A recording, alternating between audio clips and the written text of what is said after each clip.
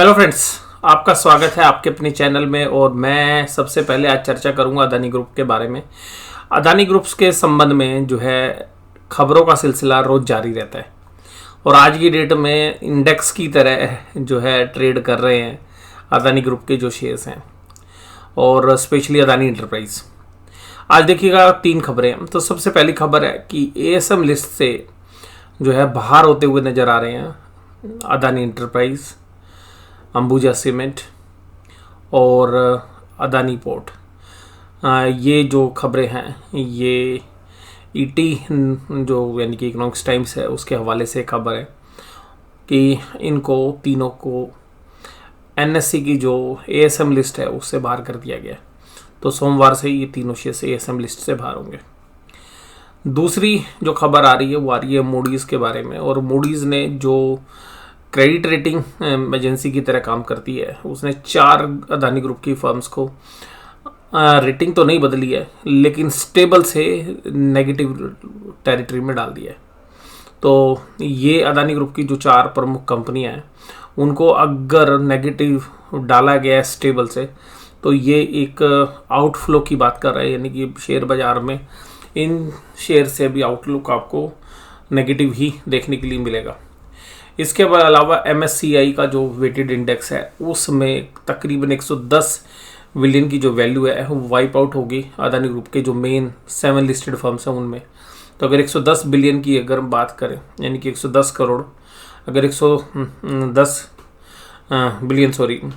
Billion है तो यानी कि तकरीबन 11,000 करोड़, और 11,000 करोड़ को 8 से मल्टीप्लाई करोगे आप 80 से तो तकरीबन 80,000 करोड़ के आसपास की जो वैल्यू है वो अभी अदानी ग्रुप से बाहर जाएगी। यानी कि ये जो वैल्यू है ये भी और निकल सकती है MSCI इंडेक्स में। और जो MSCI इंडेक्स को फॉलो करते हैं, क्योंकि बहुत सारे जो लोग हैं वो MSCI इंडेक्स की तर्ज पर निवेश करते हैं इंडिया में भी और इंडिया से बाहर भी, और वो पैसा भी जो है बाहर जाने की संभावना बनती है। तो इस तरीके से सबसे पहली खबरें अदानी ग्रुप से ही आ रही थी। और अदानी ग्रुप पे देखिएगा हमने कल भी बात की थी कि भाई ठीक है अब चल लिया, जो कुछ है बट अब दूर रहना चाहिए इस तरीके के शेयर से।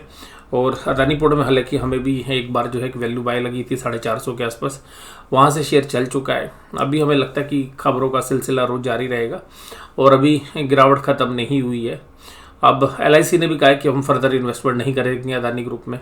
तो इस तरीके से मैंने आपको खुद ही ये बात बोली थी कि देखिएगा सरकार भी अब खुला जो है कह नहीं सकती कि भाई मैं अदानी ग्रुप को जो है सपोर्ट करूँगी। दूसरी बात है कि अदानी ग्रुप को जो भी कॉन्ट्रैक्ट मिलेंगे वो सब अब पॉलिटिकल वो जो है नज़रिए से या पॉलिटिकल चश्मे से नापे जाएंगे।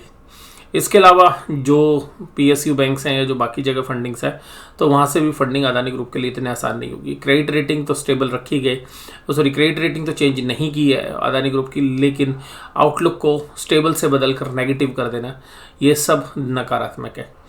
अब बात करते हैं अपने बाज़ारों पर, निफ्टी की तरफ। निफ्टी देखिएगा आज एक मामूली सी गिरावट के साथ जो है क्लोज हुए, हम इसको फ्लैट ही बोलेंगे। और बाजार जो है सहम सा रहा है, थक सा रहा है, यानी कि बाजार जो है शांति पाठ करा रहा है अभी भी। और ये मुझे लगता है कि ऑप्शंस के जो सारे प्रीमियम है उसको सुखाने की तैयारी है और वो हो भी चुका है लगभग। तो बाजार में से वोलेटिलिटी लगभग जो है बहुत बड़ी मात्रा के अंदर रिड्यूस हो गई है। यानी कि वोलेटिलिटी जो बहुत ज़्यादा थी बजट के आसपास या जब अदानी की खबरें आती थी अदानी ग्रुप की तो बहुत ज़्यादा थी, अब वो वहाँ से सॉफ्ट होती हुई नज़र आ रही है। बाजार जहाँ पे बंद हुए हैं देखिएगा अभी तो ये बॉक्स के अंदर है, लेकिन अब यहाँ बॉक्स के अंदर तो है ये, लेकिन देखिएगा अब इस बॉक्स के टॉप की तरफ ये है। अब यहाँ पर हम थोड़ा सा जो व्यू है अब मंडे के लिए थोड़ा सा हम ये व्यू रखेंगे कि भाई बाजार जब रिएक्ट करेगा ना, किस साइड रिएक्ट करता है उधर हमें देखना पड़ेगा, क्योंकि बाजार अब कंफ्यूज कर रहा है ना तेजी की तरफ ना मंदी की तरफ। क्योंकि बाजार जब ऐसे जो है कंसोलिडेट करता है तो दोनों तरफ की संभावनाएं प्रचुर मात्रा में उपलब्ध रहती है, ऊपर की तरफ की भी नीचे की तरफ की। लेकिन अगर हम इंडेक्स को बाहर अगर देखने की कोशिश करें तो जो ब्रॉडर मार्केट आउटलुक है वहाँ पर अभी जो है 50-50 हो गया है। लेकिन जो मतलब एक मोमेंटम था पीछे, मतलब जो भी तेजी जब चल रही थी तब, तो वो मोमेंटम जो है स्मॉल मिड कैप में भी मिसिंग और रिजल्ट भी कुछ उसी तरीके के थे। तो ये कह पाना बड़ा मुश्किल है कि ऊपर की तरफ अभी जो है ब्रेकआउट होगा। तो कल भी हमने यही शीर्षक रखा था, ब्रेकआउट या ब्रेकडाउन। लेकिन आज भी बाजार ने कोई डायरेक्शन नहीं दी। आज HDFC बैंक और HDFC limited, Tata motor, L&T के साथ जो है तेजी में थे। अदानी इंटरप्राइज आज देखिए ऊपर से फिर आज स्लिप हो गया, और अदानी इंटरप्राइजेस अब दोबारा से 2000 के नीचे ट्रेड कर रहा है। रिलायंस जो है 2335 रुपये पे क्लोज दिया है, तो रिलायंस में भी जो एक दो दिन की स्ट्रेंथ थी वो अब फिर missing. ICICI bank, HCL tech और इन्फोसिस भी कमज़ोर थे। देखिएगा डेटा पॉइंट को अगर हम देखें, सबको कंक्लूड करने की कोशिश करें, तो अब इंडिविजुअल जो हैवी वेट शेयर्स हैं वो आगे भागने के लिए तैयार नहीं हो रहे हैं, ऐसा लग रहा है, प्रतीत हो रहा है। तो हमें लग रहा है कि ऊपरी लेवल पे पोज रहेगा। अभी 1-2 दिन में जो है स्थिति आपको क्लियर होती हुई नजर आएगी।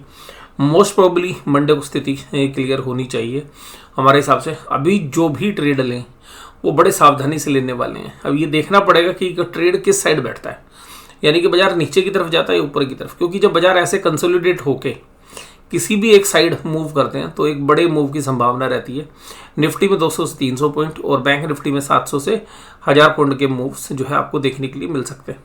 तो यहाँ पर ट्रेडर्स के लिए बहुत ही क्लोजली जो है वॉच करना पड़ेगा बाजारों को, क्योंकि बाजार नीचे से ऊपर तो आ गए, लेकिन ऊपर अब टिकेंगे या गिरेंगे, ये जो कंसोलिडेशन हुआ है पिछले 3-4 दिन का, ये थोड़ा सा कंफ्यूजिंग है। हालांकि देखिएगा मेरा भी तो आपको पता ही है, लेकिन फिर भी एक सेफ साइड जो है हमें देखना है कि बाजार किस साइड पर करवट लेते हैं, क्योंकि यहाँ से अगर उल्टे होते हैं तो भी एक शार्प डाउन मूव आएगा, यहाँ से ऊपर की तरफ जाते हैं तो एक अच्छा ब्रेकआउट भी आएगा। तो अभी हालांकि देखिएगा मुझे चांसेस अभी भी 70% लग रहे हैं कि नीचे की तरफ का रुक आएगा, लेकिन इस बात से मना नहीं कह सकता कि 30% चांसेस ऊपर के भी हो सकते हैं। लेकिन फंडामेंटल के साथ कोरिलेट करने की कोशिश करेंगे तो यही बात समझ में आती है कि नीचे की तरफ ही जाने। ये जो बाकी इन्वायरमेंट है अगर उनको भी देखें, या यूरोप के भी अगर हम बाजारों के चार्ट्स देखें, तो यूरोप के भी जो बाजारों के चार्ट हैं वो ऊपरी लेवल पर एक रेजिस्टेंस फेस कर रहे हैं। अगर US के बाजारों को भी देखें वो भी सेम फेस कर रहे हैं, और वो उल्टा होने के लिए तैयार हो गए। इसके अलावा डॉलर इंडेक्स देखिएगा 101 के आसपास कंसोलिडेट होके 103 की तरफ चलने लगा है। तो ये सब संकेतों को अगर हम मिलाएं तो ये हमें डाउट आ रहा है कि बाजार यहाँ से दोबारा से यू टर्न कर सकते हैं, यानी कि नीचे की तरफ का रुख कर सकते हैं। लेकिन फिर भी जो अंतिम स्थिति है, अगर हम डेटा पॉइंट को देखें, चार्ट को देखें, उन सबको देखें, तो 70% चांस जो है रिवर्स होने के लगते हैं। वहीं 30% चांस देखिएगा बाजार है उसमें वो चांसेस भी हैं, क्योंकि बाजार ऐसे लेवल पर कंसोलिडेट करा है जहां से ब्रेकआउट और ब्रेकडाउन की संभावनाएं बहुत ज़्यादा बनती हैं। तो अगर ब्रेकआउट भी होता है तो वो भी शायद एक सस्टेनेबल होगा अगर होता है तो, और ब्रेकडाउन होगा तो फिर ये एक मेजर रेजिस्टेंस हो जाएगा बाजार के लिए। अगर बाजार यहाँ से स्लिप होते हैं तो फिर एक रेंज जो बनेगी वो यहीं पे बनेगी, जो बैंक निफ्टी में 41,500 से 39,500 के बीच की रहेगी, और बाजार शायद फिर महीने 2 महीने इसी पीरियड में जो है बिता सकते हैं अगले क्वार्टरली रिजल्ट तक। मैं एक लंबी पीरियड बता रहा हूँ कि 2000 का पॉइंट अगले 2 महीनों के लिए हो सकता है। Adani enterprises, HCL tech, Hindalco, Tata steel, ये सब देखिए कमजोर थे। टाटा स्टील 110 के नीचे आज क्लोज हुआ है। निफ्टी बैंक 41,559 और ये भी फ्लैट था बिल्कुल, और एक मात्र जो है अगर हम कहें तो 250 पॉइंट के दायरे में ही दिन भर घूमता रहा। तो ट्रेडर्स को भी लगा होगा कि यार ऑप्शंस के प्रीमियम धीरे धीरे आज वोलेटिलिटी कम होने की वजह से गिरते हुए नजर आए। पिछली 5 कैंडल्स देखेंगे तो वो 500-550 के दायरे में ही, 500-550 पॉइंट का दायरा है जिसके अंदर बैंक निफ्टी मूव कर रहा है। तो ये भी जो है संकेत दे रहा है कि भाई कंसोलिडेट कर रहा है। अब नीचे से 2 कैंडल ग्रीन्स बहुत बढ़िया बनी थी, गिरा बड़ी मजबूती के साथ था। अब अगर न्यूज़ फ्लो को देखें, अदानी ग्रुप के जो शेयर्स हैं वो शायद अभी आपको और संभलते हुए नजर ही नहीं आएंगे। अभी और जो है आपको डाउनफॉल देखने के लिए मिलना चाहिए अदानी ग्रुप के जो शेयर्स हैं उनके अंदर।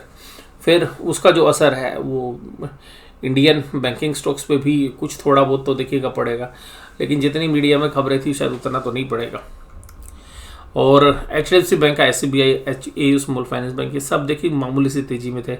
बैंक भी मामूली सी गिरावट के साथ थे, तो आज कोई बड़ा मूव नहीं था। AU स्मॉल फाइनेंस बैंक और फेडरल बैंक दोनों ऐसे थे जो 1.5% के आसपास की तेजी में थे, बाकी सब 1% से नीचे, ऊपर या नीचे जो भी थे। आज FIs ने बहुत दिनों के बाद खरीदारी की है और 1458 करोड़ की जो है खरीदारी की है। DIs आज एक मामूली सी सेलिंग करते हुए नजर आए, और हालांकि इंडेक्स फ्यूचर्स में और स्टॉक फ्यूचर्स में तकरीबन 700-800 करोड़ की सेलिंग की है। ऑप्शंस के अंदर भी इंडेक्स ऑप्शंस खरीदते हुए नजर आए, वो बेचते हुए नजर आए, तो ये भी इंडिकेट कर रहा है कि बाजार शायद अभी पॉज ही लेगा और बाजार एक डायरेक्शन में फंस करने की जो है कोशिश कर रहा है। लेकिन कभी भी बाजार गैप डाउन होगा तो वो तभी होगा जब इंटरनेशनल मूड माहौल ख़राब होगा। तो अभी डाउ जोन्स की क्लोजिंग या नैस्डैक की क्लोजिंग देखेंगे तो फिर आपके साथ वीकेंड पे एक और वीडियो में आपके साथ चर्चा करेंगे। तब तक और जो है क्रिप्टो या बाकी जो असेट्स क्लास है उनका एनालिसिस करने के बाद एक सही आउटलुक निकल सकता है। पुट कॉल रेशो 0.886 है, ये भी एक न्यूट्रल है। पुट राइटर्स भी अब जो है ज़्यादा एक्टिवली पुट राइट नहीं कर रहे हैं, क्योंकि जब एक्सपायरी आती है पीरियड तो तब वो जो शायद ज़्यादा देखते हैं। तो 0.8396 तो ये भी यहाँ नॉर्मल है। डाउ जोन्स भी फ्लैट ट्रेड कर रहा है। $86 पर ब्रेंट क्रूड हो गया, ये थोड़ी सी चिंता की बात इंडिया के लिए है। ऑप्शन चेन के डेटा भी कुछ खतरनाक बने नहीं है, अभी कोई ज़्यादा वॉल्यूम हुआ भी नहीं। 18,000 में देखिएगा 52,000 कॉन्टैक्ट बने, वही 17,900 में 32,000। तो इस तरीके की स्थिति में जब बाजार एक 100 पॉइंट की रेंज में रहेगा तो ऑप्शंस भी वहीं पे ही राइट होंगी। बाकी चर्चा जो है हमने आपके साथ की है। तो आज की वीडियो में बस केवल इतना ही, फिर एक वीकेंड के ऊपर एक डिटेल वीडियो आपके साथ चर्चा करेंगे। वीडियो देखने के लिए धन्यवाद, थैंक यू वेरी मच।